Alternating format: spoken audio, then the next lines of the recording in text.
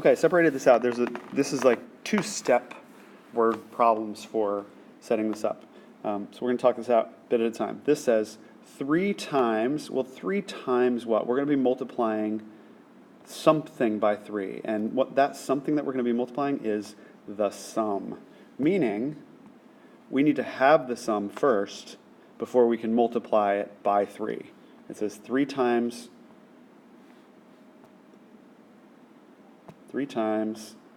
that amount. That will be the sum. Okay? So, since we have to do the sum first, normally order of operations says you do addition last. They're asking us to do that first and then multiply the resulting sum by that. So how do we move something to the front of the line? We put parentheses around it. So here we see b plus f. That's the sum of b and f. They're added together. Once you have that, now you can do 3 times that sum. So in this case, because it says 3 times the result of some operation, in this case the result of addition, then we have to do that operation first, then we can do the multiplication. So this one is C. Okay. Likewise, 6 times the difference. What are we multiplying by 6? The difference of these two. We have to first get that as a result.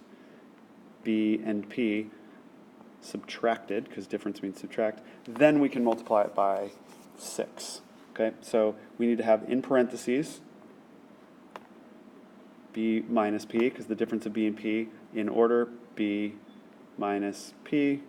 Then we can do the multiplication. That normally wouldn't come first. Now it does because it told us we need to get it first.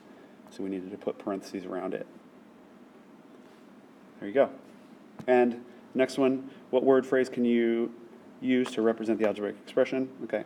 Well, this is obviously, if we're using our same example before, we're not going to do 5 times the sum. That would indicate that we have to get the sum first, and we would be doing 5 times that amount. Nope, we're not doing that. Cross that out, okay? 2 times the sum of, well, that would indicate that we're multiplying by 2. We're not actually multiplying by 2. We're multiplying by 5. That's the multiplier. It's not that one either. Oops.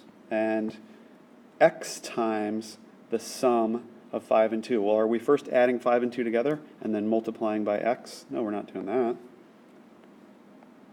Or the sum of, and here's where it says we're taking the sum of, we're going to add together what 2 things. Now, this is worth pointing out for all of these. The and word is separating the 2 things that, in this case, get added. The sum of what and what.